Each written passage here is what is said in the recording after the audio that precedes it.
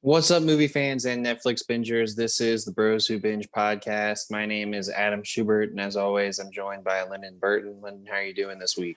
Doing well, man. You know, sports are over. We're in the dull dredges of summer, so that means I'm watching a lot of movies now. Oh, yeah, there is the Olympics, but that might not happen, bro. Let me just. I don't think it's gonna happen. Might not happen. If we're making bets on that, I bet it won't happen. I'm with you, and so what that means I gotta be in the movies. And there's a lot of movies I want to see. We're waiting on Zola to get on VOD. That should happen next week. Pig. I want to go watch Pig. But if I wouldn't have been going to a convention this week, I'd go watch Pig. Well, it's also the height of reality show times. We'll talk about some movie on the rise, and Love Is Blind. It's not this week, but it's coming up. Yep. F-Boy Island's coming up, that Nikki Glazer show we talked about. I'm hyped for that. The Bachelorette's still going strong, and Bachelor Paradise will follow just right after it. Y'all better be Big Brother, Love Island. If you're a Bachelorette fan, stick around to the end. I got some fucking takes today. Boy, did Katie fuck up. But we're gonna get to it. I've been waiting to talk about this all week. I watched that shit and I was hot. Yeah, man, it was a pretty intense episode. They're finally down to the final four, so we'll get into that at the end. And let me be honest to the viewers. The movies this week, kind of trash. Yeah. This week is mainly about stories in The Bachelorette, if I'm being honest. If you're not into The Bachelorette, the story talk's going to be great. The movie reviews... Gunpowder Milkshake let me down. Yeah, I felt bad because of the cast, but just Space Jam kind of let me down too. Like, it wasn't bad. Like, I keep saying that everywhere I talk about it. It's not bad, but it's not for me. It's not for our age. It's made for 8. Yeah, I mean, we'll talk about it. I have a take that kind of puts it into perspective, but. Yeah, it is definitely a kid's movie. So tell your nieces, nephews, sons, daughters.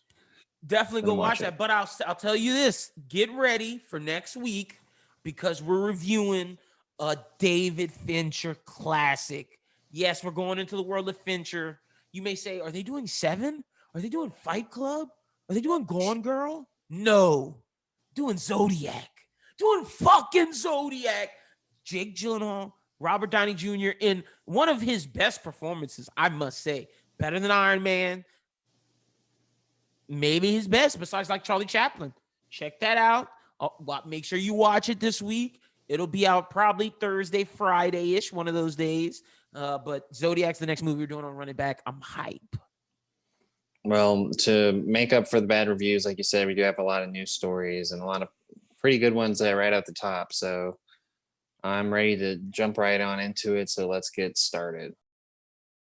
So Fast 9's son Kang, he's going to be he was previously announced that he was going to be in the upcoming Obi-Wan movie or series that's on Disney Plus, but it's been revealed that he's going to play an Inquisitor, and not any Inquisitor. He's going to play the fifth brother, a character that first appeared on Rebels. Recent reports also claim that Bird Box's Vivian Lyra Blair has been cast as a young Leia in the series.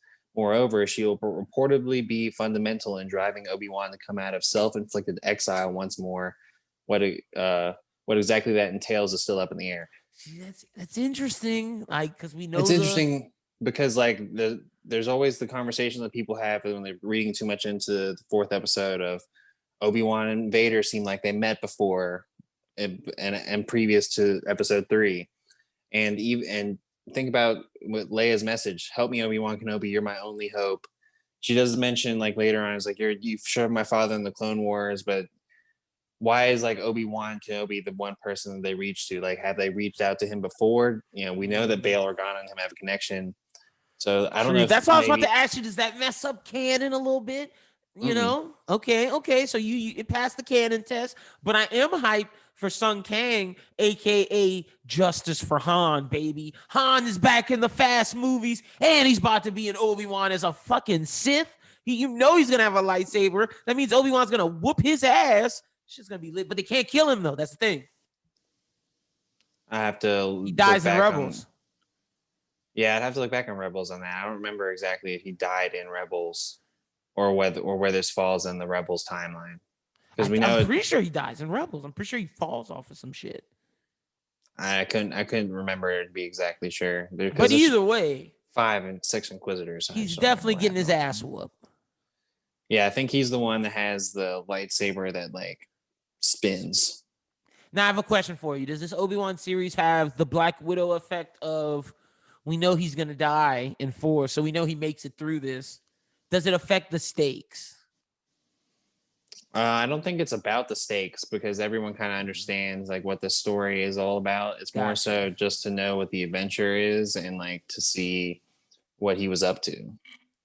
Gotcha. I just had to ask, if it affected the stakes. I'm excited for it, ready to see what happens. But, this is good that they're filling out the cast. We're starting to know it. Inquisitors. So that tells me we're probably going to see one Darth Vader. I'm assuming. Oh, well, that's for sure. I mean, Hayden Christensen's been cast. They've pretty much, I saw some leak reports that they are going to do Clone Wars flashbacks with Hayden. Good. Nice. And then they've already announced that he's going to play Darth Vader.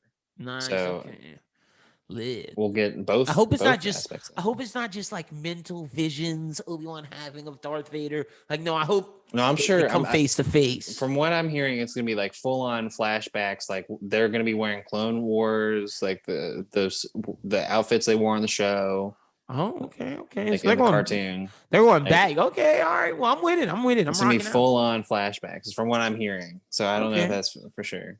All right. Well, that's what's up. But from the world of Star Wars to the world of DC, In the Heights, Leslie Grace has officially been cast as Barbara Gordon in the Batgirl upcoming HBO Max movie. Several actors tested for the role of Batgirl, including Isabella Merced, Zoe Dutch, and Haley Lou Richardson. Makes sense that they chose Leslie Grace. If they want to choose to connect it to the Robert Pattinson verse, they can, because it makes sense with their Jim Gordon. Jeffrey Wright's daughter. Exactly. If they don't want to, they don't have to. But either way, it leaves it open for them to do based on if the Matt Reeves movie is a smash or not.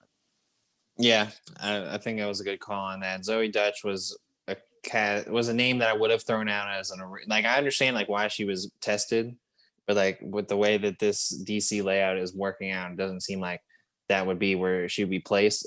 All power to her though. I mean, she doesn't really seem like she'd be the superhero type, but I mean, like good for her for trying out for it. I mean, yeah, thanks, bro. A lot of Latino superheroes now. We got Batgirl's a Latino. We got Supergirl's a Latino, and I think there's one more in Shazam. Well, yeah, a few of the one of the two of the Shazam kids are Latino. Yeah, true. So, look, a couple years ago we were like, "Where's all the Latino superhero? Where's all the representation in superheroes?" We are going to get the Blue Beetle movie too. Yep. So we're getting it. Shout out to y'all, man. So I'm excited for this. Like I said, can connect to the Pattinson movie. Doesn't have to. It can. Just depends. We're in a multiverse now, man. Anything is possible. And I don't want to hear Marvel fans coming at like, "Oh, DC copied the multiverse after us." No. I don't want to hear any of that. It's going on at the same time. No, it just so happens. Flash TV series luckily beat them to the punch. Yeah, true, because we had Ezra Miller in the Flash TV. That is facts. So shout out to that. But speaking of the world of Marvel, Mogul Mowgli's director, Bassam Tariq, is in talks to direct Marvel Studios' Blade, starring Mahershala Ali, with Watchmen writer Stacey Osei Kuffer. Was confirmed to write the script. So didn't see Mogul Mowgli, but glad that Blade's getting off the ground. Yeah, it's moving, and to see a Watchmen writer be attached to it is definitely something that you can be excited about. That's a fact. A fact. So good for Bassam Tariq. And my thing is with this, I'm telling you, this is leading to Marvel Knights, just a team with Blade, Moon Knight, and whoever else they want to put in there, whether that's Punisher, whether that's Daredevil, who Charlie Cox had to go filming to do reshoots for Spider-Man. Hey, we might be getting Daredevil sooner rather than later. So excited for all of this. But shout out to the new Blade director. Good for him. Next up, we got Marvel executive Victoria Alonso confirms that Miss Marvel and Hawkeye will premiere by the end of 2021. Also, that Marvel will create an animation branch to develop more animated titles. Good, because their animation department is asshole. So I think this is a big opportunity for them to extend on the multiverse idea, because like, let's say a lot of different ideas are thrown out in Doctor Strange where they meet a different, and even Spider-Man where you meet a lot of different multiverse characters, and then you could expand upon them in animated titles. Let's say people want Tobey Maguire Spider-Man back. Give him an animated show. Yeah, I feel like, with the way the MCU works, like there really needs to be just a main storyline that carries out through all the live action stuff. So if you're going to do an animated deal, make that the multiverse. Like, make it stuff that's not connected to the MCU. Well, see, it's going to be interesting how they do it, because like by Kang saying there's multiple Kangs out there, which we know, through the Wanda event, which I think I saw someone post a video of the Loki ending pairing with the WandaVision ending. Once Wanda explodes out, that's when Kang's like, oh shit. He starts realizing and fumbling if you play them at the exact same time. So people are thinking those events are happening simultaneously, and that's when Kang notices it. And right after Wanda does that, they kill Kang. Thus, the multiverse is born between the Lokis and Wanda. That's why I think they're both going to be in Doctor Strange. But it's just going to be interesting to see, because people are like, oh, Black Widow's not dead, multiverse. It's like, we shouldn't bring ScarJo back. I mean, we can, but like, it won't be the ScarJo we know. So like, I feel like Black Widow was the opportunity to be like, ScarJo's done. It's time for Florence Pugh. That's what I'm saying. Yeah. Team Florence Pugh, man. I am 100% Team Florence Pugh. So shout out to them. Ooh, this next story I'm interested in. This next story I've been pitching for years. I've been saying that this is what this franchise needs to do. So hopefully it gets done now. But the Continental, which is set in the unique hotel for the assassins of the John Wick franchise, was initially envisioned as a spin-off series, but was redeveloped as a 3-night event series with movie links and movie budgets. The installments are about to run 90 minutes in length, and according to sources, have upwards of 20 minutes. Albert Hughes will direct the first and third episodes, with executive producing all 3. A director for episode 2 has not yet been chosen. The Continental is set 40 years before the events of the Wick series and focuses on a young man named Winston. He will one day grow up to be the character played by Ian McShane in the Wick movies, but in the prequel story, the young man is starting as a hitman hotelier who, along with others, create a haven for unsavory types, all set in the backdrops of 1970s New York. I fuck with this, but why are we getting 3 movie-length episodes, 90 minutes? I'm not mad. I just would like a full show. Well, I mean, it's going to be, it kind of reminds me of what they did at Netflix with the Fear Street. True. And having the 3 movies for Fear Street. And, you can look at my reviews on that on Letterboxd. Fear Street 2 doesn't land, but Fear Street 1 and 3 are really great. So it's like, they could put something together that's like a mini trilogy that could really work out. So, and they're saying they're going to put $20 million of a budget into this, I can tell you who they're looking at. So for young Winston, they're looking at, the prototype was Tom Pelphrey. They're looking at Richard Madden, Penn Badgley. Oh. Frankie is a regular male series. Brother to Winston, ex-Vietnamese vet. Looking for the prototype of a Ben Foster type character cast. They're probably not going to get Ben Foster, but a person like that. Catherine Decker, regular female. She's the detective of the series. They don't really have a person for that. Miles, veteran, Vietnam veteran, gunner. He's Lou's brother and does all he can to make enough money to keep their father's old dojo afloat. Lou, a.k.a. Louise, Miles' sister.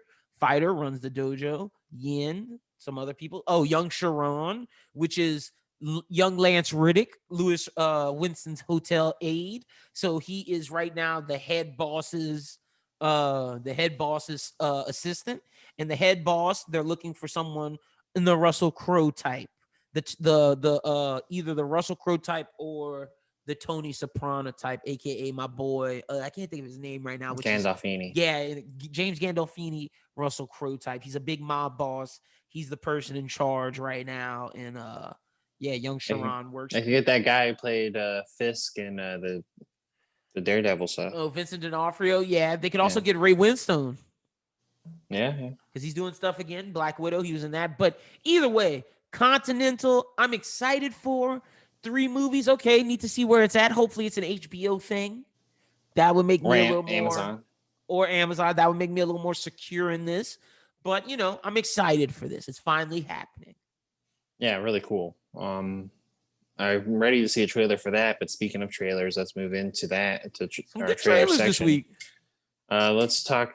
It's fresher on your mind than it is on mine. Let's talk about Reservation Days. Solid, super Taika solid. Waititi. Taika Waititi's new spin on, inspired, paying homage to Quentin Tarantino's Reservoir Dogs. It follows a bunch of Native American kids who are stealing, who are doing these young misguided adolescence things. They're stealing, they're just being kids, and we're seeing their lives in this small town. Very interesting. It looks like one of their compatriots dies, so their response to that. Very interesting story. A lot of humor there. I'm excited for this. What are we getting that on? FX, so Hulu. FX. Okay, and cool. August 2nd. It's like August 2nd or August 9th, right around the corner. Yep. So let's move to Malignant. Did you watch the Malignant trailer? I did. I'm not too big of. That's like the weakest trailer of the bunch to me. Probably so. It is a scary movie. It had some interesting aspects in it, but overall, it's pretty weird. There was another trailer I was going to put on here. It's like Black Cherry Lipstick or something like that. And it was also weird. It was about like a girl who was an aspiring director, goes to Hollywood, and then it's like someone does her wrong, and it's like a big acid trip, or I don't know. It was wild. But those are the kind of things we're getting now. It seems like we're getting in a big time horror science where like it seems like everyone wants to do horror, thriller. Do some thrillers. Do some cop murder mystery thrillers. I'm not a horror guy, but this Malignant, good for the fans. I ain't hating, but there's some good trailers we got left on the docket, like some really good trailers. Well, let's go ahead and talk about Jackass. They're still doing it. Look, bro. When they said Johnny Knoxville is 49, 47 doing this, and I saw him get punched by some fucking fist, I was like, oh my gosh, Johnny, please stop. Steve-O is still doing it. And mind you, I told Schubert this, all of them are doing this sober. Steve-O is a recovering addict. He's not doing that shit anymore. Johnny Knoxville's not doing a bunch of coke to do these stunts anymore. They're just doing stunts now. It's crazy. They're doing some wild shit. They had a bear come out, was about to lick some salmon off of a guy. What the hell? Jasper, yeah.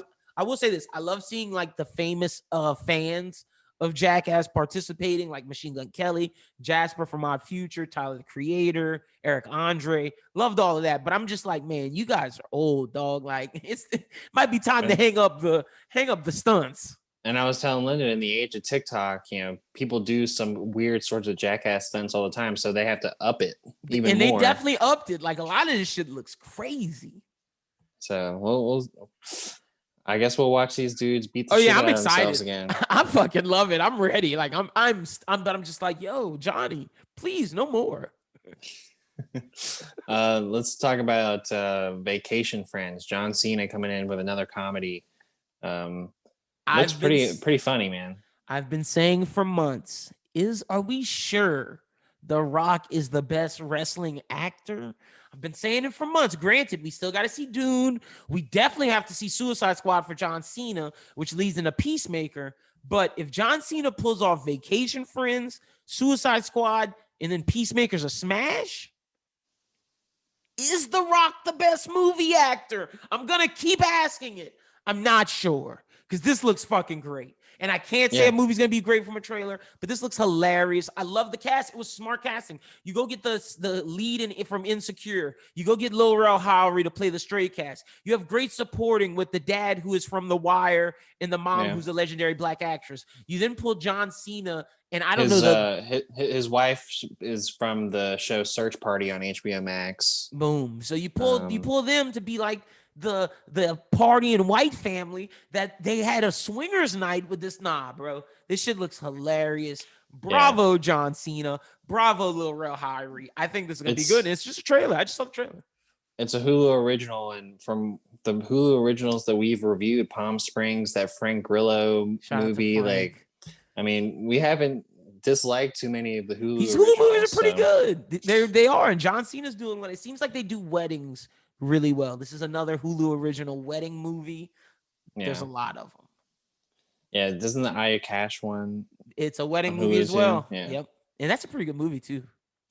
Let's talk about John Boyega, Naked Singularity. Nice. This trailer dropped Olivia Cook. Literally right when we Bill dropped the episode. Skarsgård. What's the other guy's name? Ed Skrein. Ed Skrein, my guy from Deadpool, the villain. Look, great cast. I'm a big Olivia Cook fan. I didn't realize that till like I recognized in the trailer. I was like, oh, you're a really good actress. I'm a fan. You got Bill Skarsgård. Love the Skarsgård family. John Boyega, who we're a fan of. And then Ed Skrein is this bad guy. I love it. And then John Boyega's running around with a samurai sword. Is this goody two shoes that's about to start stealing? Nah, this is my type of movie. Mob, cartel, stealing drugs, fighting off drug lords. I'm in it. Yeah, he's a public defender. I saw that Dick Wolf is associated with it. So. He's a producer, him and Ridley Scott. I was like, ooh, Dick Wolf. Okay, I see you. So, yeah, I think it's a pretty good producing group and pretty good cast. So that should be a pretty awesome movie. It's going to come out in theaters first week of August, come out in VOD August 13th. Nice. So a lot of good stuff coming out. All right, let's talk about your boy Stephen Amell. Round of applause to my guy Stephen. Stephen did it. He did it. Dude was Arrow, said, fuck this. I'm betting on myself. I got better stories I can tell than Green Arrow. CW's not buying into me. I'm not getting a movie. So you know what? I'm going to go do a prestige TV show as a lead for Stars, where Stars isn't HBO popping, but it's more popping than CW, to where, like, if this show hits, it's going to be the talk of, like, hipster TV world. Like, it's a wrestling show. And boy, him and Alexander Ludwig, great fucking cast. Brother versus brother, family drama. Will the big brother be the heel and take over the little brother's star because the big WWE's trying to get the little brother? Big brother's feeling jealous. Like, nah, bro, I am in it. Apparently, it's like their family started that wrestling league in that small Georgia town. Yep. It looks pretty cool. They have good names too. They're like Jack Spade and Ace Spade. I think like Ace Spade. Yeah. Yep. I'm all in on the Spade brothers. It's crazy, bro. I have season tickets. I have bought all the stock of Stephen Amell, and I will just watch everything he puts out now. He's like the one actor who I want to go big, but hasn't quite done it. Like, I've been a fan since Arrow, and I'm watching him in Heels. Maybe he'll get a movie. I know what him and Robbie are doing is dope. But, you know, I'm supporting him. We're reviewing that on this show. Shout out to Heels. We want the interview, Steven. Don't give it to those big platforms. I tweeted at you. I tweeted at Heels. Heels liked it. Fuck with us. Yeah, I'm excited for Heels. Because no platform was retweeting it. Fandom didn't retweet it. Discussing Film didn't retweet it. None of these people retweeted. You know who retweeted? We did. I mean, I actually had to dig pretty deep to even find out that they had a trailer out. I was pretty surprised. I was like, why isn't this why isn't this plastered on IMDb right now? Why isn't it everywhere? That's what I'm saying. People aren't showing Stephen Amell love, so he's going to build himself up. And I guarantee you those platforms are going to post it once they find out it's good, and then they're going to get the interview. Nah, Stephen, fuck with us. I've been fucking with you, and I'm ready for it. I'm telling you, we're reviewing Heels week to week. We're going to be the Heels after show because I know they don't have one now. And then people are going to come with it when it's good. Nah, we're Heels. Heels. The last trailer we got is a movie we've been talking about for a while. Something we're really excited about. It's got our boy Adam Driver in it. And it's got a good cast. Oh, what a good cast. Adam Driver, Matt Damon. Ben Affleck is like the king with his white beard looking crazy. Matt Jodie Damon Comer. looks crazy too, though. Let's be honest. Matt Damon looks nuts. He does look pretty weird. With that fucking He's got chin like some hair. scars or whatever. I don't know who looks worse, Matt Damon or Ben Affleck. I really don't. Nah, Ben Affleck looks bad with that bleach blonde hair. I'll tell you, Adam Driver looks like he was built for this role. Oh, Adam Driver looks like he should be Dracula. I'd buy into that. Like if Adam Driver wanted to have a career of just like for like the next 2 years, if Adam Driver just wanted to make like olden time movies where he's knights in every movie, I'd get it. He looks the part. He looks more menacing than he ever did as Kylo Ren. And I'm like, where was this? That's a fact because they letting him do his thing. But this story, very important, right? For a time like right now. I thought one of the most powerful lines in the trailer was when she was like, she was like, you need to believe me. He's like, I do believe you. Why do you think I'm doing this? She was like, no, you're doing this for your pride, blah, blah, blah. And he's like, no. She's like, no, you're doing this for pride. If you lose, I die. If you win, I still can die. This has nothing but my life on the line. And then I was like, whoa, powerful, especially with all the Me Too stuff, believing women. I'm just saying this film's going to be important. Just don't like seeing my guy Driver as the villain, but I'll be okay with it. I'll be okay. I just don't like seeing him as the raper. I'd have been more happy if Matt Damon or Ben Affleck was the raper. I'm just an Adam Driver guy. That's all I'm saying. Didn't want to see it, but I'll watch it. This movie looks good though. Looks really. He might get his hero due one day, but for now, he just plays the villain good. So we gotta roll with it. But Last Duel looks pretty awesome. Might be one of the big movies of the fall for sure. Definitely looks like it, man. We're looking forward to 2 night movies now: The Last Duel and The Green Knight. That's coming up soon. The Green Knight's really good. And might as well say this now, ladies and gentlemen. The Dune trailer is out now. By the time you guys hear this, I think it's gonna be great. But I heard Snake Eyes was dog shit, Schubert. Well, it is looks G.I. like we're Joe not movie. Reviewing it. So it looks like your G.I. Joe verse is not getting rebooted. I had so much hype. I was so hyped. I said it could have been better than Shang-Chi. Ugh, you did. Nasty boy. Ooh. The only thing that aggravates me about that is that Henry Golding wasted his time when he could have been Cowboy Bebop. I'm not ranting about this. Let's move to Peyton Manning and Eli. Yeah, so long story short with this story, Peyton Manning and Eli Manning will do their own broadcast of Monday Night Football on ESPN2, and they're signed on for 30 games over the next 3 seasons. I thought they were doing 10 games a season. Yeah, over 3 seasons. Oh, okay. So it's okay. The way the story I read made it seem like it was 10 games total over 3 seasons. I was like, huh? That makes no sense. But I think this could be dope. Like in the world, I think the future of sports is going to be multiple casts. Like there's going to be the kid cast, which we saw last year with the NBA and the NFL. I think there's going to be the X-rated cast for people like us who want to hear sportscasters curse and talk sports. I think that's coming too. And then you're going to get this, like the former player cast that like it's only former players and they bring in celebrities and whatnot and they talk about the game. All I know is that when I saw this get announced, I was like, I'm watching it. I'm not watching the normal broadcast. I'm going to watch this. Damn. We're not watching Louis Riddick anymore? It's over for them? I couldn't even tell you who was on the it's Louis Riddick, Steve Levy, and I don't know the other 2 people. That's how bad it is. After that year where they had Booger McFarland down on the field, I just was done with Monday Night Football. I was just done. Jason Witten, that was a bad year. Oof. Yeah. So anything to get me back into Monday Night Football, and this definitely is something to do that. So good on ESPN and Disney to put that together. The next story we got is George McKay, and best known for his lead role in 1917, Kelly MacDonald and Hugh Bonneville from Downton Abbey are all set to lead a cast in a new Netflix thriller called I Came By, which will be directed by BAFTA winner Babak Anarvi. The London-set neo-noir thriller will follow a rebellious young graffiti artist who targets the homes of the wealthy elite, but discovers a shocking secret that leads him on a journey endangering himself and those closest to him. Pull it off, Netflix, because this is the type of stuff I want. I always love hearing noir movies, but then when you put neo-noir thriller, I'm in. I just want to know the cast. Well, you see through right there. George McKay is definitely going to be the young rebellious graffiti artist. Okay. And I believe Hugh Bonneville will probably be the rich, crazy guy who's probably like doing demonic possession. Oh, that's George McKay. Okay, cool. Good for them. All right, I'm interested in this. Now I just want to know who's the director. Oh, we know the director. Yeah, okay. we know the director. Well, yeah, cool. BAFTA We know it's Netflix. Winner. We know everything. All right, cool. I just need to see a trailer then. Let's get to filming. Exactly. The next story we got Viet Thanh Nguyen's best-selling debut espionage thriller The Sympathizer is getting the silver screen treatment at HBO from A24. Robert Downey Jr. will co-star as well as produce the show. The Sympathizer is described as a cross-culture satire about the struggles of a half-French, half-Vietnamese communist spy during the final days of the Vietnam War and his resulting exile in the United States.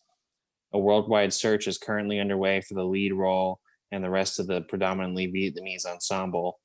Downey will play multiple supporting roles, all of whom will represent a different arm of the American establishment. Three main antagonists include an up-and-coming Orange County congressman, a CIA operative, and a Hollywood film director. Oh, so he's playing all three of those? Yeah. Nice. Okay. Park Chan-wook, director of 2003's Old Boy and 2016's The Handmaiden, will serve as co-showrunner with Don McKellar. Nice. I'm loving seeing these Vietnamese and Korean showrunners coming into America. People are realizing they have great stuff.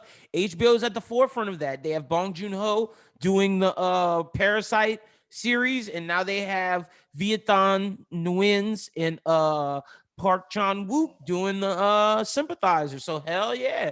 Good for Robert Downey Jr. being ahead of things. I feel like he's taking a page out of Mark Ruffalo playbook. Like Mark Ruffalo was like, yeah, this shit's great. Let me jump into this. Robert's like, hold up, Mark. I see you leaving the MCU to do some prestige shit with HBO. You know they have a Zodiac group chat. They're just all talking about. If Jake Gyllenhaal's next, then we know it's going down. And I wouldn't be surprised if like David Fincher was like the mastermind behind all of this. Like, yeah, Bong Joon-ho, you go work with Mark, and that would just be the full Zodiac group chat. But good for Robert Downey Jr. It sounds great. Again, thriller, my type of thing, espionage. And I love the fact that he's playing the three different villains. I think this could be very interesting for him. Again, I think he's one of the best actors. He just hasn't had a chance to prove it due to the fact of like his run with drugs, the fact that.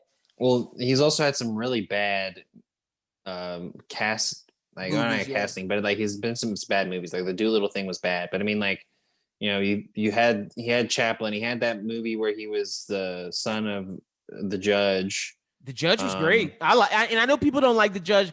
I'm kind of, I don't know if it's because both my parents are lawyers, but I just love lawyer movies, and I thought The Judge was great. I fucked with it. Yeah, that's what I'm saying. These are the good ones. Kiss Kiss Bang Bang. Great. He was good in. So, you know, of course, the MCU. So, you know, coming off of that, he really need Sherlock is the other one I'm thinking of. Sherlock's great. Like when you look at his top list, Iron Man, Sherlock, Zodiac, Kiss Kiss Bang Bang, the Chaplin movie. Shit, I'd say Charlie Bartlett. He was pretty good in that too. So, you not like him in Charlie Bartlett? I don't think I've seen Charlie Bartlett. You haven't with Anton Yelchin? Oh, you missing out. Let me see. Jake Epstein and Drake are in that, and Kat Dennings. Charlie Bartlett. There's a Charlie Bartlett, the dude who. Oh, yeah. It's basically sex therapy before sex therapy. Yeah. I saw Charlie Bartlett. Yeah. So, but Robert Downey Jr. is great. Good for him. I'm digging this. But next up, speaking of MCU people, Anthony Mackie, David Harbour, and Jai Diallo Winston will star in Netflix's upcoming family adventure We Have a Ghost, the movie written and directed by Christopher Landon from Happy Death Day and Freaky. Also stars Tig Notaro and Jennifer Coolidge. We Have a Ghost is adapted from Jeff Manga's short story Ernest, a young man named Kevin whose family finds a ghost named Ernest haunting their new home. Discovering Ernest turns Kevin's family into an overnight social media sensation. But when Kevin and Ernest go rogue to investigate the mysteries of Ernest's past, they become the target of the CIA. This could be cool, but it's going to be a kid in David Harbour doing kid in David Harbour stuff. Yeah, but I mean, this kid he was the guy from Charm City Kings. Like, you know, this is not, you know, some unknown kid getting cast in something, you know. No, for sure. He's a great actor. I'm not denying that he's not a good actor. I'm just saying that, like, is this going to be a kid's movie? Is this going to be an adult movie? Like, what are we looking at here? Yeah, I'm not quite sure yet. Harbour's going to play the ghost. Anthony Mackie, I assume, is probably going to be the CIA. Or the CIA. He could be the dad, too, I guess. So we'll see how it goes. It's a fucking family movie. Yeah. So, you know, I'm just gonna look. Facts. Oh, I'm glad you put this in. Shout out to our guy. Comedy Central's giving the order to the gods, Honest Truth, with Leonard, Charlemagne McKell. I'm not calling him that, dog. With Charlemagne the God. Like, what? Is that what the show's going to be called? The God's Honest Truth with Leonard McKelvey? It is the God's Honest Truth with Charlemagne the God. Like, let's be real. The weekly half-hour show to premiere September 7th at 10 p.m. promises to revolve around Charlemagne's culturally fluid take on social issues and also feature sketches, interviews, and social experiments. So he's doing it. He's going full late night, September 17th at 10. Oh, I'm watching this. I got to watch it. It's once a week. He's taken over for, Jon Stewart's been off for a while. Of course, Colbert moved to the Late Show and Trevor Noah stopped doing his show. So when did Trevor Noah stop doing the Daily Show? I thought he's still doing it. No, he said he's taking a hiatus or something like that. Oh, okay. So they're canceling the Daily Show for a little bit, going with the God's Honest Truth with Charlemagne the God. I'm not calling with Leonard McKelvey. No, I think Charlemagne's really kind of hit the zeitgeist now for everyone. Everyone kind of knows what the Breakfast Club is. I mean, I listen to the Breakfast Club probably every weekend because it's on in my car.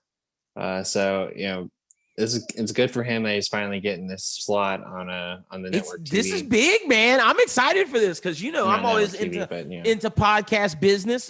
And he's a big podcaster, someone who didn't go to college in radio, and now he's in late night TV. This is big for a lot of people. So I'm interested to see this. And will it succeed weekly, half an hour? So it's only once a week. That's what I'm hearing? Yeah. I don't know if that's gonna work. We're gonna see. You got a lot of shoes to fill, Charlemagne, so hopefully it's good. But next up, we got Hong Chow is set to join Anya Taylor-Joy and Ralph Fiennes in Searchlight's dark comedy The Menu.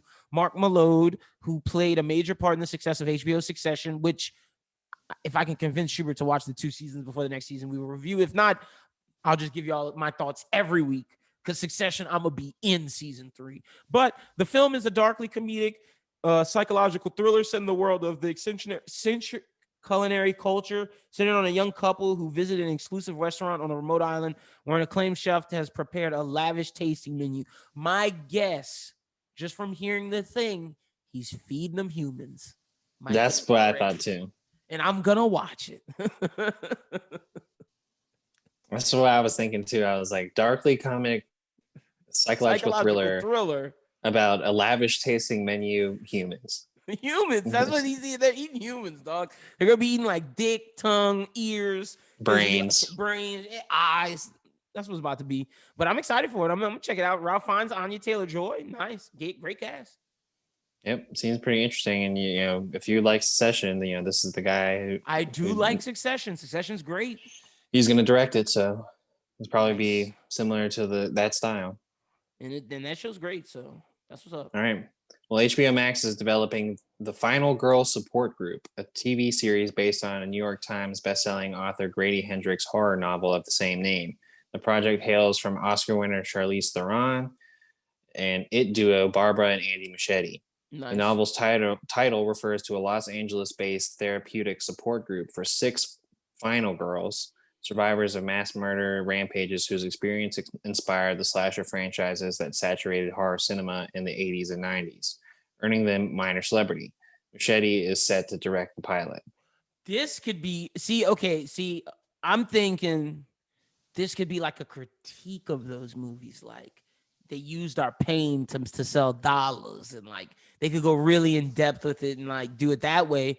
Or it could be them talking and going flashbacks to the scene and showing the scenes that inspired the slasher movies. It just depends on. It could be a little bit of both. I feel like it's going to be a lot about their lives on the day-to-day, building around the support group. I think a lot of them will probably have a lot of psychological problems. They could see killers that aren't there. They could be killers now themselves. So I think there's going to be a lot of different dimensions based upon what they said. There'd be 6 of them.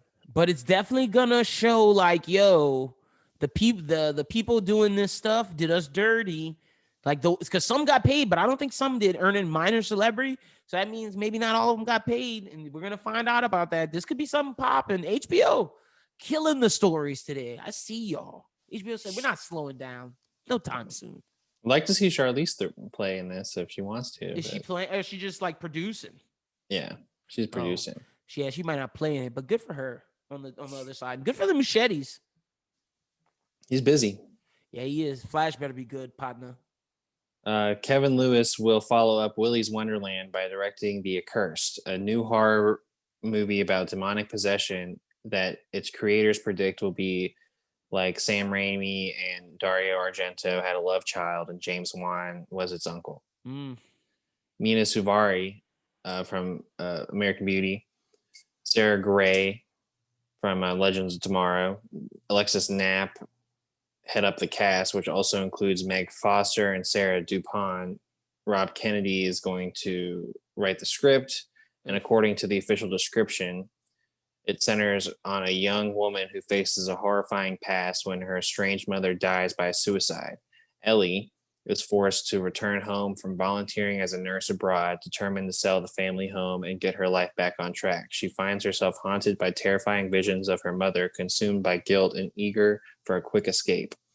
Ellie accepts the offer from Alma as a temporary caregiver to look after the comatose Miss Ambrose in her isolated cabin. But Alma has nefarious plans for Ellie as she soon is confronted by Mary Lynn, a witch hunter who is hell-bent on lifting a demonic curse that has plagued her family for generations. Ellie discovers that Miss Ambrose has a history in black arts as well as a mysterious connection to Ellie's mother. As she tries to unlock the truth with her friend Beth, it becomes all too clear that Ellie was lured to the cabin under false pretenses. Nice. Good horror film. Good for them. Okay. I think, yeah, it's a film, yeah. Could be cool. You know, I'm not a big horror guy, but Sam Raimi with Dario Argento and James Wan as the uncle of said child sounds like a good movie. Yeah, they're definitely giving it some high praise. I enjoyed Willy's Wonderland, but mainly for the novelty. I don't really know if... And you loved it for Nicolas Cage. That's what I'm saying. Mainly just the novelty of Nicolas Cage fighting Chuck E. Cheese characters. Mm-hmm. But I don't know how this will track, but we'll see. Maybe this will show his true talent, so we have to see. But next up, this is something that like is cool because of the people that are behind it, but I'm not really interested, and I'll explain why. But a television series based on the life of Malcolm X is in the works at Sony Pictures Television. The series will be based on novels X, a novel, and The Awakening of Malcolm X, both which were co-written by Malcolm's daughter, Elisa Shabazz. X, a novel, follows Malcolm's life from childhood, including his father being lynched and his mother being institutionalized against her will upon the imprisonment at the age of 20. The Awakening of Malcolm picks up during his time in prison when he decided to join the Nation of Islam, ultimately emerging from incarceration as Malcolm X. Only reason why I'm for this is because the daughter and the family is going to make majority of the money, and this is them telling their father's story. So I believe they have the right to do that.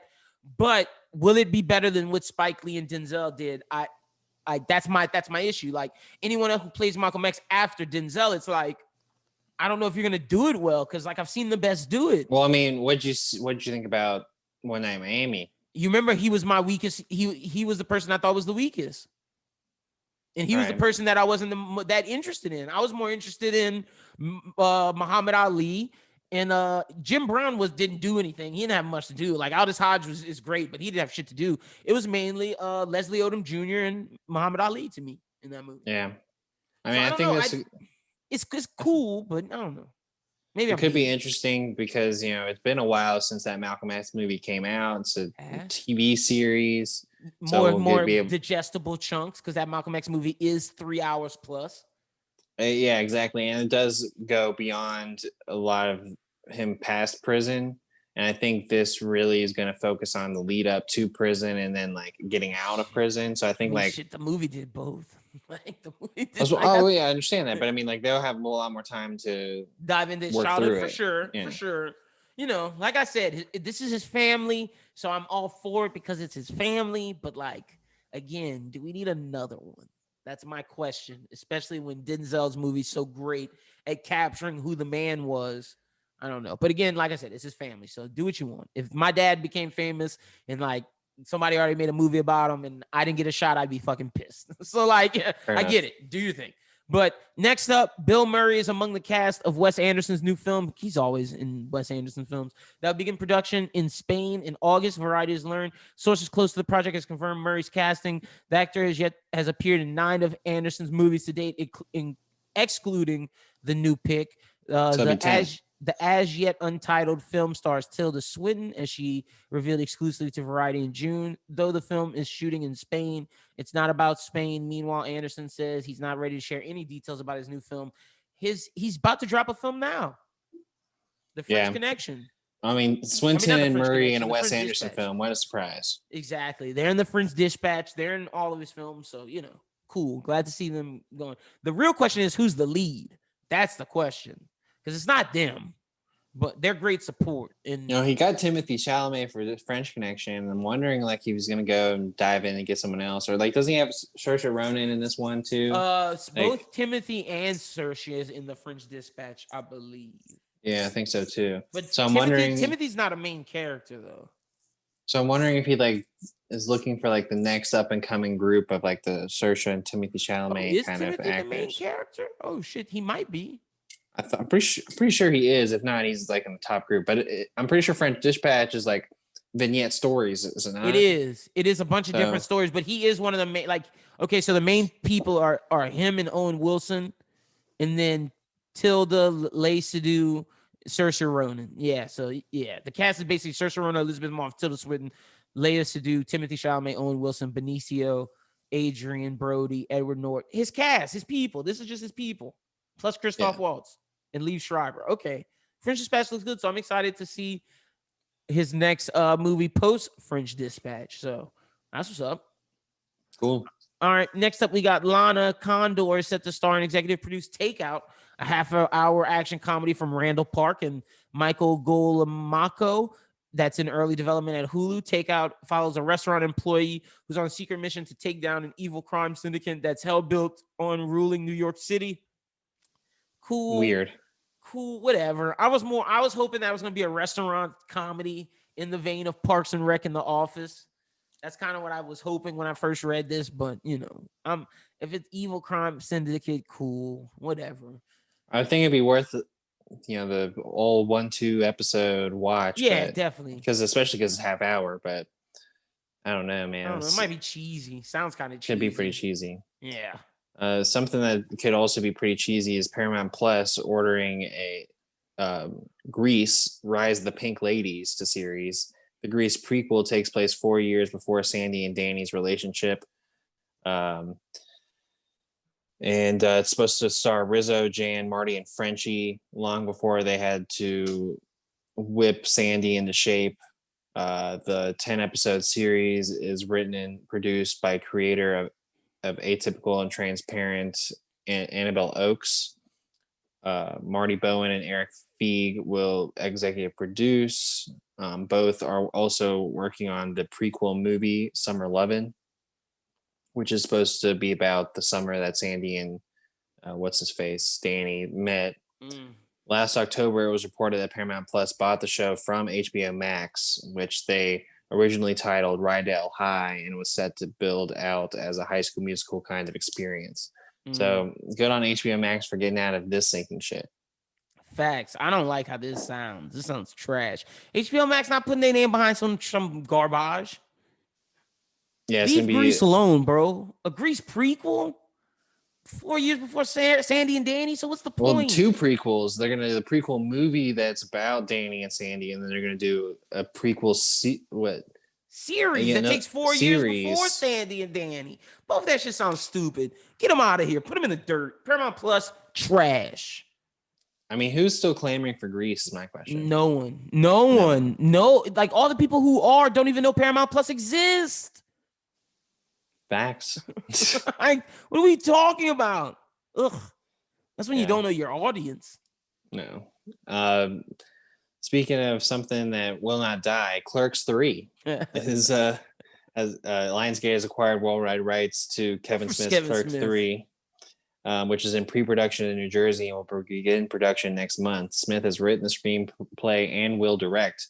All of the major cast members from the first 2 Clerks films are set to reprise their roles. Jeff Anderson as Randall, Brian O'Halloran as Dante, Jay Muse as Jay, Smith as Silent Bob, and Rosario Dawson as Becky. In Clerks 3, following a massive heart attack, Randall enlists Dante, Elias, Jay, and Silent Bob to make a movie immortalizing his life at the convenience store that started it all. Okay. I'm not mad at that. Clerks is a solid franchise. I'm into it. So, I'm not mad. Clerks 3, let's get it going. I'm all in. I did watch the one they did recently that they filmed a lot of in New Orleans. What was that called? Was it Jay and Silent Bob Return or something like that? Something I don't like that. remember. But it was all right. I mean, it was cheesy as hell, but I'll probably end up watching Clerks 3 for being real. Yeah, I'm gonna watch it. I wonder if Ben Affleck's gonna make an appearance. He probably will. He made his appearance in the other one. Yeah, he did. So they'll probably have him in this. All right, good for Kevin Smith. Continuing on, got a lot of work. I hope that He-Man series is good though. Facts. Senior Year, starring and produced by Rebel Wilson, has rounded out its supporting cast: Jade Bender, Michael Cimino, Jeremy Ray Taylor, and Avantika are among the actors joining the comedy, which stars Wilson as a woman who wakes up from a 20-year coma and returns to high school to try and regain her status as a popular cheerleader and claim the prom queen crown that eluded her. I was just Film was directed by Alex Hardcastle. I was legitimately just thinking Rebel Wilson's too old to be in a high school story, and then they pull the coma stunt. I don't like how this sounds. This probably won't be good. No, probably not. It probably will not be good. But it's definitely an interesting idea. That they're True, it is. It just depends on can Rebel Wilson pull it off. I'm trying to remember the last Rebel Wilson movie I watched. I think it was that one with her and Anne Hathaway in a movie that I actually didn't hate. Oh, okay. Let's see. Rebel Wilson's last movie. Let's see what it is. I think it's The Hustle. It is Cats. Well, Cats, but I'm talking, I mean, before that. Oh, yeah, The Hustle. Yeah, I actually didn't hate The Hustle. Oh, it wasn't bad? It's okay. I mean, IMDb has it at a 5.5. Which you put sense. About that, the twist was not bad. So my question is skinny Rebel Wilson funny? That's why I gotta ask. Like, just like I gotta know, can skinny Adele sing? Maybe they lost their powers. I don't know. Like, fair question. Will skinny Rebel Wilson be funny? I don't know. We gotta see. Because I don't know. Maybe, hopefully it is. Or will she be making like hot jokes? Like, I don't know. Well, it seems like she'll be making 20-year coma jokes. True.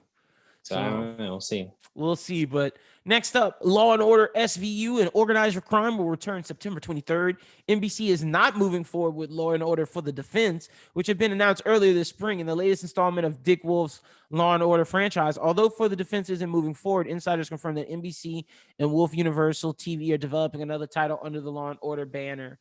What kind of show would you want to see? I knew For the Defense wouldn't work. It sounded weird. Like, we have defense attorneys going in these Law and Order things and like saving people. What I would like to see out of the Law and Order franchise is to get out of the serialized organized crime. No, I would like to get out of the Law and Order verse. Like, what I like about organized crime is that it mixes in with SVU because of Stabler or whatever. But like, let's move out of New York in general.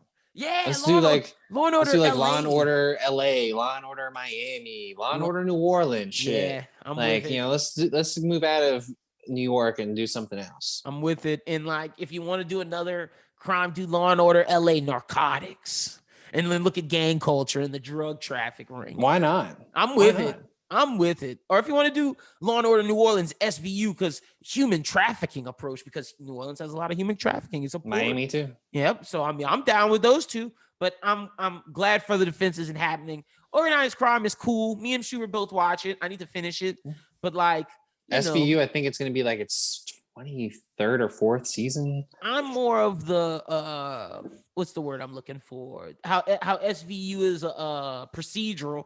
I'm more of a procedural fan than the continuous story that organized crime does. So whatever they do new in Law and Order, make sure it's a procedural. Each week I need something new, something different. We don't need a main through line. Yeah, we can do 3-episode arc through line. That's exactly, and then end it. Cut it off. Like, I'm not trying to see these villains for like the whole season. This isn't fucking Arrow. Like, what are we doing? But next up, we got Antonio Banderas joins Indiana Jones 5. Cast is growing. Cast is growing, so we'll see. iCarly revival renewed for season 2 at Paramount Plus. Heard it was good. I watched it. Did you like it? It's okay. Freddie was Miranda complaining Cosgrove is Not that great an actress. Sorry. Maybe that's why she didn't get work after. That's exactly why she didn't get work after. Because I was always wondering why she didn't get work. But Freddie, I saw one clip where Freddie was complaining that he wasted his 20s and had kids. Yeah, he looks like he looks like a 17-year-old who taped like some pubes on his face to make it look like he had facial hair. Honestly, the new characters are fine. Like his daughter is pretty funny, but Jerry Trainor still kills it. So Jerry Trainor's the best. He's still the best. I heard it's him or the black girl. I heard the black girl's really good. The black girl's funny. Yep, she's funny. But Miranda Cosgrove and Freddie, they're the weak points of the show, huh? Yeah, that's crazy. And they're the main cast. No wonder why they didn't get work after. Like we saw the Victoria's crew get some work after. Victoria Justice just didn't want to deal with the Hollywood bullshit anymore. But a lot of them got she's work. coming back, I guess. Avon Georgia has done pretty well. Killing it. The chick who played the goth girl, can't remember her name. She did all right. She's not doing bad. She had that good. She had the FX show for a while, and then of course the black guy is making music for people. Yeah, he's making music for people, which is pretty legit. Yeah, he's probably helping out Ariana Grande, who is we amazing. all know was on that show. Yeah, facts. Crazy. And was on Sam and Cat. I can't believe she Bro, did that shit. Also speaking of like Disney actresses, Demi Lovato was filming a sex scene today for a new show. She was posting on Snapchat about it. Well, good for her. I mean, good for watch her. Her show. She's been through some shit, man. Like, does she have a biography out? Because I would love to read. Well, she's about to put a show out. It's gonna be called the Demi Lovato Show. Well, I don't care about Demi Lovato show. I want to know the behind the scenes stories. That's not happening for a while. About the dens she was in. I mean, Joe Jonas talked about it. Come on. Joe Jonas, you shouldn't be talking about the dens Demi was in. Demi got to tell us where she was getting high at night. I just can't. Yeah, I love that article that Joe Jonas did where he was like, yeah, man, like I was just like walking into the trailer one day when 16-year-old Miley and Demi are just smoking weed. Joe Jonas, I didn't know what to do about it. Big pussy energy, Joe Jonas. I'm so upset he's married to Sophie Turner. Don't get me started on that. That pisses me off. I fuck what you saying, son. But I'm in last story. So, all right, final story. Kate Herron returning for Loki season. Not returning for Loki season 2. Makes sense, wasn't that? It was all right. I don't think it has anything to do with her performance. I think it more so she's been picking up lots of other work, based on the momentum. Last thing she said was, "I just hope whoever picks it up gives Owen Wilson his jet ski." Okay, gotcha. Give Mobius his jet ski. Gotcha. Well, all right. It's that time of the show for where we suggest one movie or TV show that's coming out this week or that's been out for a little bit that we think you should check out. It is called Movie on the Rise. I guess I'll just go first because Schubert has a lot. First one I got is He-Man Master of the Universe, drops this Friday. Also, if you're a fan of the CW show All American and you didn't watch season 3 live, don't worry. Season 3 is now about to be on Netflix Tuesday. I watch that show religiously, even though the football's trash. Still watch it. It's like One Tree Hill. Better or worse than Front End? Okay, it's like One Tree Hill. It's like One Tree Hill. Like One Tree Hill did basketball okay. All American does football okay, and they're selling you on the fact that you love. They're selling boys on the fact that it's in football. One Tree Hill's basketball, but like it's all about the drama between the teams and the dad cheating on his wife and that type of shit. So it's a lot, but. That's gonna be out on Tuesday, and then that's about it. That's all I got. Because I'm not telling y'all to watch Snake Eyes because I heard it's ass. But go watch Pig. Heard Pig is amazing, one of the best films this year. Nicolas Cage might be up for an Oscar. Heard it's great. Wow. Okay. Heard it's incredible. I'm literally gonna watch it before next pod. I'll probably go on Sunday because you can only watch it in theaters. Oh. Yep. Interesting.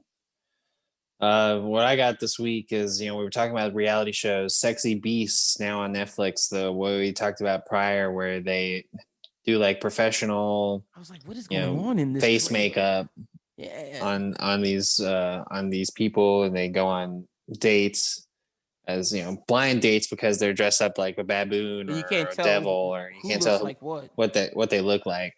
I watched the first episode. It's really ridiculously stupid. So if you like really ridiculously stupid things, would you recommend it again? Well, I mean, I'm going to watch the whole season because I think Oh, I think you froze. Let's see if you. But you froze. Say what you said. You gonna watch the whole season? I'm gonna watch the whole season because I like watching ridiculously stupid stuff. Okay. And I just think it's kind of funny, but All like right. it's pretty stupid. I'm definitely gonna watch the first season movie. 2. I'm definitely gonna watch the first episode for sure. I don't want a season 2, but I am glad Love Is Blind coming back because I loved that show. Okay. Love Is Blind's great. Ted Lasso season 2 on Friday. Got my girlfriend. We're rewatching the first season. It's the first time she's watched it, and she's loving it. She's like, "I love this show." Nice. And I'm like, "Yeah," because it's awesome. I watched the first episode of Turner and Hooch this week. The Josh Peck Disney Plus show. Not bad. It was good. I think it's going to be procedural. Okay. Which interests me because like the first episode at least was. And they're 40-minute episodes. So it's like I was pleasantly surprised that I kind of wanted to check this out again. So we'll see how it goes. It could fizzle off. But and then on Apple TV, I thought this was a ridiculous concept. I watched the behind the scenes on IMDb and like I was like, sure, I'll give it a try. Schmigma Dune. Oh, I watched the trailer with Peel. Peel. Oh no, with Keegan-Michael Key. Keegan-Michael Key. Yeah, Keegan-Michael Key. And Cecily Strong and a lot of SNL cast members. It's so Key and Cecily Strong are a couple, and they're having relationship issues. They've been together for 3 years, but they're still not married. You know, she questions whether or not he's still in love with her. They go on like a relationship retreat. They end up finding some mystical land that is them being trapped in a musical, and they can't leave the musical until they find their true love. And is that them or is that with other people? That's the question. And you know, it's pretty hilarious watching them navigate this musical landscape. But if you don't like it, I definitely might watch Schmigmadon. This looks funny. Yeah, it's one of those things where like if you can't stand musicals, I don't think you'll like it. But like if you can get behind it's comedy. Like they'll be doing the song or whatever, and then like Key will be like, all right, well, you guys need to stop. I don't want to fucking deal with this right now. Like it's just like, you know, he'll go off. It's pretty funny. Like I got through 2 episodes right before we started this, and I was like, wow, I'm surprised how much I think. No wonder why you got through 2 episodes. Your girl's in this show. Who? Dove Cameron. I don't think Dove Cameron's my girl. I thought you were a Dove Cameron fan. No. Oh, okay. What have I seen Dove Cameron in besides that one show where she played twins on Disney Channel? I don't know. I thought you were just a Dove Cameron fan. My bad. No, I don't know anything about Dove Cameron, but I do think it's hilarious how like Dove Cameron's obviously young and like she's supposed to be like Key's love interest, and there's like a whole deal where like he's like, so you are over 18, right? And she just like keeps singing their song or whatever, and he's like, Dove Cameron's 26 in real life. She's I know. But I mean, like, she can still play young. No, definitely. Also, Jane Krasowski. Always love seeing her and stuff. She hasn't showed up yet in what I've been watching. Okay. But Kristen Chenoweth's in it. Alan Cummings from Spy Kids. Don't say Alan Cummings from Spy Kids. That's not his best thing. Well, that's the thing we know him from, though. Like kids know him from. But he was in The Good Wife. He was in Son of the Mask. He was in X2. He's Nightcrawler. Yeah, he is Nightcrawler in X2. That's right. Yeah, he's Nightcrawler. That's I'm gonna call him that before he's Spy Kids. He is Floop. He's Floop, man. He is Floop. He's always Floop. That's a fact. Oh shit. All right. Well, yeah. That's all the stuff you got. Yeah, that's it. All right. Let's get to these reviews. Look, Gunpowder Milkshake. It was a lot of action garbage. And it wasn't good action. I had high hopes for it. Like I wanted it to be like Atomic Blonde, John Wick. It felt like it was trying too hard to be like John Wick and Atomic Blonde. Like it was like, oh yeah, we're gonna do that, but we're gonna go heavier on it and do a little our Kingsman swag as well. And like they tried, like they wanted to be so many different of these action franchises, and they didn't find an identity of his own. Yeah, exactly. Like I just couldn't get behind like any of it, and I didn't want to see more of it. I had to stop it like halfway through. I fell asleep the first time. Yeah, I had to stop halfway through, and I was like, I'll just power through the last 40 minutes today because I know I want to talk about it. But it was just, I couldn't stand it. It was boring, man. I'm just being honest. Like I fell asleep the first time, powered through the second time. It was just boring. It wasn't a bad movie, but it wasn't a good movie. Maybe like a 5 or a 4. I'm rating Space Jam higher than Gunpowder Milkshake. That's fact. So that's fact. That's all I gotta say about that. Like I can't Space even Jam... tell you about the story because there wasn't really a story. It was literally just Karen Gillian. Her mom is fucking whatchamacallit. They mess some shit up. Karen Gillian has to go on the hunt for people, and then she has to go kill the gang that originally hired her. Some shit like that. Like it was. Yeah, she kills some guy that I don't know. I didn't understand any of it. It was weird. It wasn't a good movie. Space Jam though, I actually liked. I like Space. I like Space Jam for what it is. Does it replace Space Jam 1 in my heart? Ain't no way in hell. This movie's for kids. But the things that I thought worked for this generation, the video game stuff worked for this generation. The soundtrack was great. I thought the soundtrack was poo. I thought the soundtrack pushed me through. Thought the soundtrack was uninspired poo. I didn't like uninspired, maybe, but because I felt like it was because I know LeBron. I'm like, LeBron, where's Drake? Where's J. Cole? Where's all you people at, LeBron? But you go get Chance the Rapper. My wife. I didn't even realize there was a Chance the Rapper song. There's a Chance the Rapper song there. Fuck that. But I also liked some of the Warner Brothers LeBron going into the Warner Brother IP. Felt very Ready Player One-esque. Yeah. But the stuff I didn't like was it was so much IP. It was so much, hey, we are Warner Brothers, and not about the basketball game. Like Wet Hot Fire didn't get enough show as Klay Thompson. Dame Lillard came off the bench, and I was like, what is going on? You're bringing Dame Lillard off the bench? Like, why doesn't the basketball game matter? They go to like 2,000 points, a la like Fortnite. Just the basketball game felt out of touch. And then the other complaint I have is every actor not named Don Cheadle did not know what movie they were supposed to be in. Whether it was Ready Player One, Space Jam, they didn't know what fucking movie they were supposed to be in. Don Cheadle did a good job, though. Yeah, I thought Don Cheadle did a good job. The main thing I feel about Space Jam 2 is Space Jam 1 had a great story. And it was a basketball movie. It was a basketball movie. And the story like cohesively made sense, and it wasn't trying to be something to somebody. Where like I felt like this movie was trying to be something to all sorts of people, and like trying to have a message. And I'm like, we don't need a message. We just need a LeBron playing basketball with Bugs Bunny. And they tried to be like, hey, adults, this is for you. Some jokes kids won't get. Hey, video game stuff here for the kids. Like here, kids. Well, I do like when Chungus Bugs Bunny makes those jokes. Yeah. Well, Chungus was funny. Chungus was funny, but that was for internet kids. Like that's to your point of they tried to appease too many people instead of just telling one cohesive story. I give it a 5.56 out of 10. Sure. Wasn't bad. Sure. Wasn't great. It wasn't bad. I mean, I didn't have to turn it off. It caught my I didn't fall asleep the whole time. Yep. Facts. I stayed awake the whole time. That's a fact. Can't say the same for Gunpowder Milkshake. So yeah, that's fine. All right, you talking Dave? Because fans, I didn't watch Dave this week. I fucked up. All I can say is that this week's Dave was one of the best of the season. Putting Doja Cat in it and like the story that it told. So next week we're going to be talking about what 3 episodes? I guess, yeah. We're talking about the Bar Mitzvah episode with him, Els, and Gata. Mm-hmm. And then the Doja Cat episode, and I'm hoping that this week's episode kind of builds off that Doja Cat episode. Okay. And so because Doja Cat's done in the season, that was just a one-off episode for her.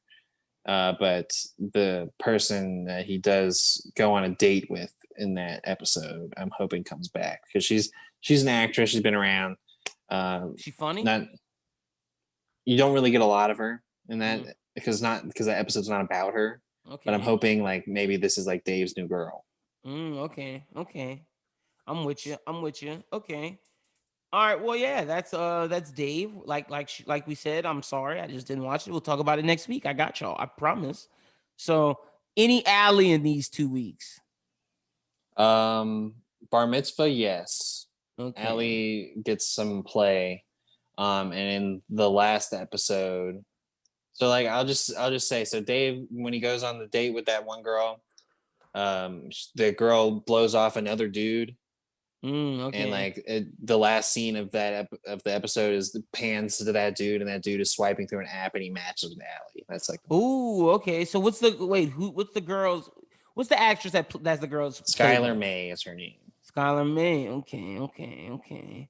I'm looking for it right now on IMDb to see how many episodes she's in. Let me tell you when I find it. Yes, please. All right, let's see. Because I would like her to be back for more, but if it's not, I don't think they posted. Is it Skylar May or Skylar Day? Yeah, I don't see no Skylar having multiple episodes. Hold on, let me put this in here. Let's see. Google Skylar Day. Skylar May. Because I could have her name wrong. Skylar Day, Dave. Let's see. It was in the episode Somebody Date Me. It was Somebody Date Me was the highest rated episode of the season so far, 8.7 out of 10. Skylar Day, yeah, that's it. So it may not be May. Skylar Day. She is it just says that one, so she might not come back. She might not come back. That's what I was trying to She's okay. hot. Skylar Day, IMDb. Oh yeah, she's on Dave. Good for her. All right. Yeah, she is a cutie. Okay, I see you. One episode. Somebody Date Me. Yep. Doja Cat. Good for Doja Cat, man. I wonder if fucking did Dave not hook up with Doja Cat? We'll talk about it next week. You gotta watch it, man. Like, I need to know. Did he not suck Doja Cat's toes? I need to know. I need to fucking know. Oh man, but for all of those who stuck to the end, why did Katie get rid of Andrew S? Why? So he can be the Bachelor. The show should just end and she should just go to Blake and we should just be in paradise. Because that's what's going to happen. Like, I am 100%, I don't believe Greg's going to get it. She's not going to be stepmom to Michael A. Justin, you're just the diversity quota because I think she really liked Andrew S. It's going to Blake. Going to Blake. I'd be surprised if anyone else not Blake gets it. She's been posting stuff throughout the season, and people are starting to notice now that she does not post anything that involves Greg, which makes me think that something bad is going to happen with Greg. Greg might leave, but I think Michael A is going to leave next episode. Michael A going to leave because he's going to come to the terms about his son. Andrew S is the Bachelor. Andrew S solidified it for me last episode. And Katie's out here talking about, I'm gonna bring up juice boxes and pack his lunches. And like, Michael, she is not ready for this. Katie's leading that poor guy on. That guy. And hold on, let's say this. I feel for Michael A losing his wife. I'll never know that. I never want to experience that type of pain. I don't know that type of pain, but I don't know if going on The Bachelor is going to help you find your happiness, my guy. I didn't like how he said I would be unhappy there, and hopefully Katie can bring me happiness. Like, you can't look for your happiness through this girl, Katie, on The Bachelorette show when you got a little son at home who doesn't have his mom. That just broke my heart. It broke my heart, and I'm just being honest how I felt. He explained why he went on The Bachelorette already. He did. And because you of know Jason the line Mesnick's, I'm talking about, that he said he wasn't happy, and he was I can't go back to my kid because I'm trying to find happiness, and I can't be myself around my kid right now. And I understand that. I'm not saying that he's wrong for that. I'm just saying I don't know why you're looking for happiness in Katie. Well, yeah, I mean, with Katie, no. But I think The Bachelor could work with him because like they did the Jason Mesnick season, which was one of the best seasons of Bachelor history. They've had a Bachelorette who has had a kid before, and they built a season around that, mainly like keeping the kid around so that she was around for the kid. So like, I think that they can make it work for him if he was going to do that. You're really sold on Michael A as the new Bachelor. No, I mean, I would like to see it, but I think it'll probably be him or Andrew. I'm Team Andrew S, man. That's who's gonna get it. But again, it could still be someone from Michelle's season. So we don't know. True. Or it could be someone out of Paradise. Like someone was saying the other day, they're like, shit, grocery store Joe might be the Bachelor. We don't know. I mean, they like him enough to bring him back for 2 seasons after he was out night 1. I'm in the Bachelorette universe again. So last time I was in, I followed from JoJo's season to Rachel Lindsay season. Once I get to Rachel Lindsay season, I'm like, cool, who's going to be the Bachelor? I have my picks of her guys. They end up making it the old man. And then I fall off, and then you get into it, and then there's a whole new cast of people, and I just can't get involved. So now I'm back in it. Please pick someone from the fucking seasons that I watched so I can continue onward. It's fair. Don't pick back some Matt James rando. No, or some fucking... Go back to JoJo's season. Let's get some of them guys. Where's Peter? They're all old now. Go to Rachel Lindsay season. What about Peter? They're all old now. They're not old. Well, they're 30. Michael A's 36. No, he's like 30. Michael A is 36, Schubert. All right, well, whatever. Wait, hold on. We were talking about getting seniors on The Bachelor, so. That's what you're saying. With Michael A. I mean, I honestly would rather see more mature people on The Bachelor. I don't really care to watch a bunch of 20-year-olds. I like the drama, me. That's what I'm in for. But yeah, I mean, other things from that episode, I'd really love to see what Blake drew. That they Someone said that Michael A needs to be sent home for his own good. It's true though. He does. He needs to go home. Blake's gonna win this season. That's a given. You know, the stuff that's come out about Greg this week is pretty bad. See, okay, wait. Let me ask you this, because I'm reading this article right now, and I'm gonna read you this paragraph because this is what I was telling you about off air. Now, this lady, let me give the shout out to the lady because we're reading her article on air. Shannon Malero from Jezebel.com. Shout out to you. While I was convinced that Katie would pick Andrew in the end, my husband mansplained to me that Andrew got too real with Katie when he asked her about his career and if she would want him to give it up in the end together, and about how they would live in two places. I told you she fucking lied. I saw it in her eye, but she was like, "Oh, I want to get real with you. I want to know about what you want. I want to get real." And he said he'd give it up, and she just crumbled that in his face. Yeah, everyone's kind of pointed to that conversation about why, and a lot of people have different assumptions on why that conversation went south for him and eventually got him out. I've heard some people say it was like she told him to pursue his dream. Well, it was like sending Katie this mixed signal about like, hey, you know, maybe I don't really. Who says I know what I want when I don't even know what I want to do with my life? And like, that's bullshit. Well, I mean, I'm just telling you what people have been saying. So, like, see, to me, he said he'd give up. He said he'd quit. That's my response to that. He said he'd quit. He said, if you want me to quit, I'd quit. You don't like that? As for him, you're just gonna quit for some girl that you just met? Look, I feel you on that, Schubert, and I agree with you. But I'm just saying, for the people that saying, "Oh, he doesn't know what he wants," he said he'd quit for her. Like, that should tell you he fucking loves you. Even though it's been 4 weeks, but I digress. That's a whole nother conversation for you to quit football. Something you've been playing for 20 years. Talk about how you have 2 deaths for this bitch Katie.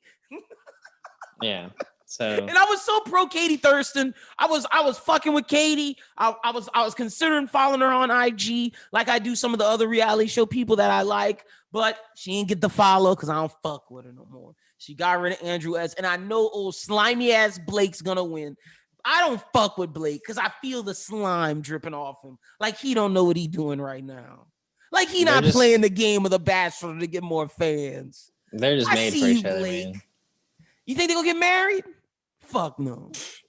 They might, honestly. You think Katie's gonna end up with one of these guys married?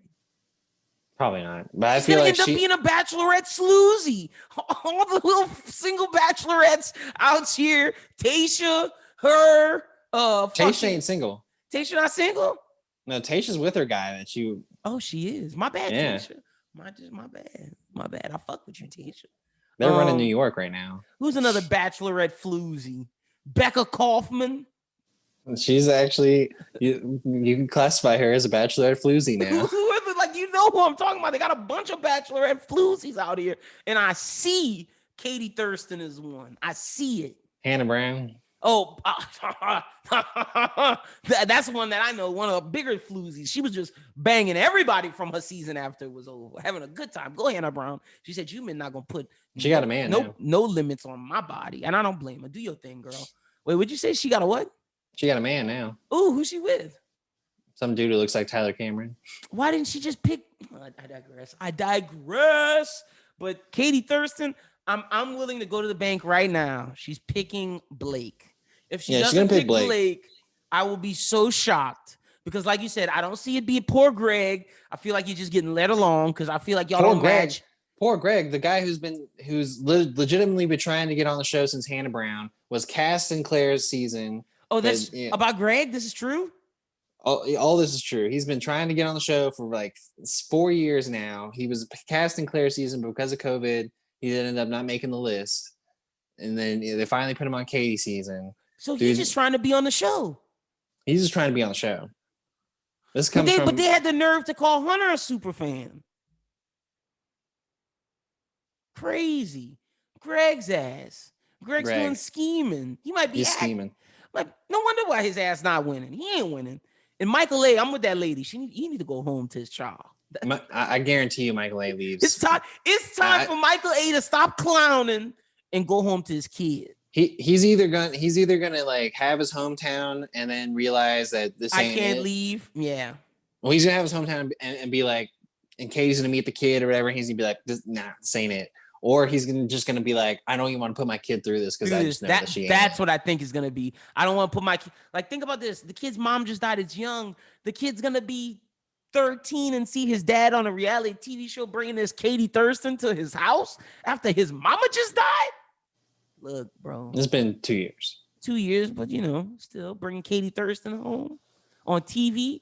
Got me on TV talking about, because they're gonna talk about his dead wife if they go to his house. They're going to talk about it. There's going to be pictures. It's going to be awkward. The in-laws might be there because he said that they play an important part in his life. Yo, wait. I want to go to Michael A. house. I want to see this. This is the type of drama I need in my life. Let's go to the in-laws' house and have the in-laws say, she's not better than our daughter, Michael. I think it'd be good TV. TV. The other people who got booted from this episode was Brendan. Went over to her room and was like, why won't you give me the one-on-one, Katie? You and my dad would just knock some beers back and it'd be a good time at the hometown. I'm like, Brendan. Wait, dude said, I didn't get the one-on-one. I don't know if I'm wasting my time here. And then walks to her room and she don't even cry. No hint of sadness. Brendan, I don't know why I kept you through this, dog. You could dip if you want. Did you see when he got up to the door or whatever, he was like, oh, chapstick. Ugh. And then my kiss. Brendan's not close to nobody. So they had old Blake come out because they're both Canadians. And he was like, no, they're friends. They knew each other. Oh, okay. I thought that behind the scenes. Okay, I thought that was some scripted shit. I thought that was hilarious. But only reason why Brendan stayed because she didn't want to keep any of the three who started beef with Hunter or Hunter to send a message, all drama leaving. That's the only reason why she kept Brendan. Because she couldn't keep one of the four. And then she goes on the one-on-one date with the Virgin Mike. Poor Virgin. Well, not poor Virgin. He legit whispered in her ear, you remind me of my mom. I was like, dude. And he kept talking about his interview. He's like, oh, Katie's just a nurturer, just like my mom. Like, I think he also said something to Katie like, my mom might be jealous of how good a cuddler you are, or something like that. And I was like, dude, just stop, dude. Just go. My thing is like, I'm convinced that Katie kept that dude around just to be like, see, I'm sex positive, and even like I'll let Virgin, I'll keep a virgin around for a while. That wouldn't have worked. She'd have cheated on his ass. This season, I'm in it. Now I'm in for paradise. I am in. You got me in again. I am in fully. My girlfriend hates it. I'm in here. I need to know what happened. It's hilarious, man. Oh, that's what I told her. She was like, you genuinely love this. I was like, I genuinely like it, but I think it's hilarious. Like, I'm here making fun of it, of course, but I do like it. I do. I enjoy it. So it's funny. And we didn't say the most savage thing of all. Andrew S. comes back next day and is like, I just didn't want it to end this way or whatever. Leaves a note and walks off, and it says, what did it say on there? It said basically, if you get to the end if it of doesn't this, work out, yeah, and you get to all the end of this and you still want me, I'll be waiting. And then she goes chasing after him, trying to bring him on. And he's like, yo, I don't want to be back on this. Yeah, like, she was like, if the producers would you come back? Like, what does that do? You're just gonna send me home the next week. You're only doing this because you feel bad. Exactly. He made the right choice and he made the savage cut there. He did, because she knows. I truly think he was the second option. I'm gonna be honest. This is how I feel about it. I think she knows that, like, it's Blake. Like, I think she knows so much that it's Blake. She let him go because she didn't want to string him along, because she knows she's going to go through all of this and she's going to love him more and more, and then end up loving him but not picking him, but loving him but not going to pick him, going to pick Blake. And, like, that's why I think, like, yo, Greg, you ain't got a shot, dog. Fucking Michael A., you definitely don't got a shot. Like, this is Blake's show to lose now at this point. No, and he's not going to lose. It's over. No, it's definitely over. Game, set, match. I'm ready for the Mantel all. That's what I'm ready for. Might as well end it. Like, Katie might as well send 2 more home next week. Get to the final. I think that's gonna. I'm telling you, I think that's gonna happen. I think maybe she like sends Justin home, and then Michael pulls out, and then it's just the final 2. And then it's Greg and Blake, and then Greg knows, because I'm waiting for the scene where Greg's like, Blake's a contender. I know he is. And he screams it. You know, I watched the previews. Like, in all the previews, they've been showing this all season. It hasn't happened yet. I'm ready for it. It's coming. Actor I hope Greg self-evicts too. Just let them all go. Because, like, Katie at some point is going to be like, I just want to get on a plane and leave. And just hope it's just with Blake. Just go. Blake's going to be like, let's go. No, she's going to be like, I want to get on a plane and leave. And she runs. Blake's going to be outside with the keys. Hey, Katie, that the producers gave him. Let's go to our plane. Like, I mean, it's just so obvious, like with that boombox thing last week. I realized that, what like, you the said. producers of like the fix is in. Like, last week, I realized what you said this week when I was watching Andrew S. with the lights. I was like, there ain't no way in hell he set them lights up. The producers was giving him one final shot, one little thing to say they gave everybody something. And I still don't know how Justin's just coasting through the back. Like, I don't ever see them talk. It's Justin his facial expressions, man. He's just too good for TV. He just makes great facial expressions. He's the Brendan that, like, Katie actually kissed. Yeah. So, you know, but I'm glad that dude Courtney isn't there. Every time I saw him, he made me uncomfortable. Didn't like how he looked. Poor Courtney, man. I'm glad he's gone. And I don't want him to be in paradise. He's not. They already announced paradise. Oh, it's fuck over. with Courtney, bro. And hopefully Trey can stop worrying about other people and find him some he will in paradise. Because unless they worry about Carl. But I mean, Aaron, and Jordan are too much. I thought Victoria from Matt's season, she was gonna come in with a new attitude or whatever, but apparently she's thrown away the queen title. Now she's like the Empress Victoria or some bullshit like that. And she's like, oh my God, you get this girl off the beach. I'm gonna watch like grocery store Joe and Kendall when they come back down there. Their drama is gonna definitely be more than Kendall, Victoria. That's from what season? Ari. So wait, she's not with grocery store Joe anymore? No, they got together on Paradise and they broke up, and now the producers are like, let's bring them back on for Paradise. So Kendall's coming back? Kendall's coming back and Joe's coming back. Ooh, I fuck with Kendall. I was a fan. I always thought she shouldn't have been with that douchebag grocery store Joe. I didn't fuck with it. Not her type of guy. Didn't see it working. Well, I don't see anybody from Katie season being her match. Working with Kendall? Probably not, but there'll probably be someone there. There might be someone there. Where's my boy Mike Somebody at? from Tasha season. Dude, fuck Demi Lovato. Like, why is he on the show? Where's Mike at? Bring him back. He's too busy, like, making money off his life. I mean, he's doing great. Mike's killing it. See Mike. Fuck he was in some, like, music video recently. Bro, Mike is killing it. He fucked Demi, and now he got all the, like, the Hollywood music connects, bro. I'm telling you. Yeah. So, but, all right, yeah, that's pretty much it.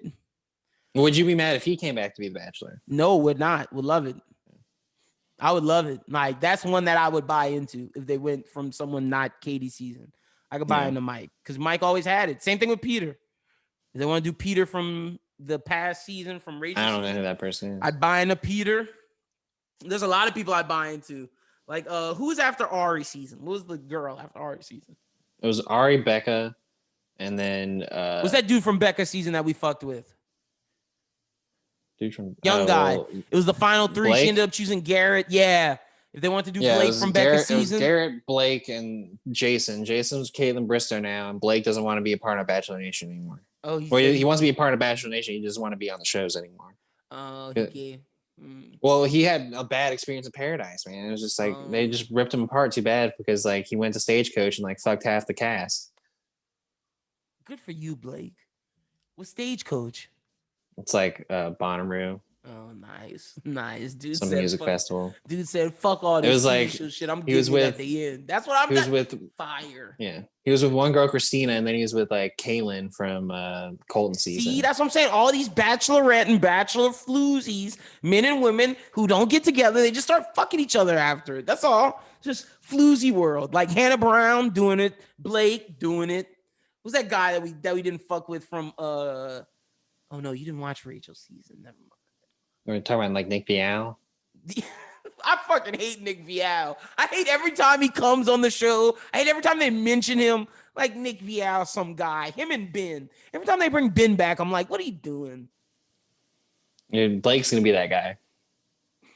You know it too. He will be, and it pisses me off because he wants to be that too. You can tell. He's like, yeah, I've done the games a couple times. Like, this is what I know about the thing. Where we're at, this is what it is. I'm Blake. I've been here a bunch of times. Like, I know what you're going through, Brendan. I understand. I was that guy. Even though I wasn't, I was that guy, Blake. I Brendan, I saw it. I saw it happen. I'm Blake. Fuck you, bro. Oh, man. God. Yeah, I'm ready. I'm ready to get this season over with because it's pretty. Yeah, I'm kind of ready to. Like the beginning was fun, but now it's like, Katie, can you just pick somebody?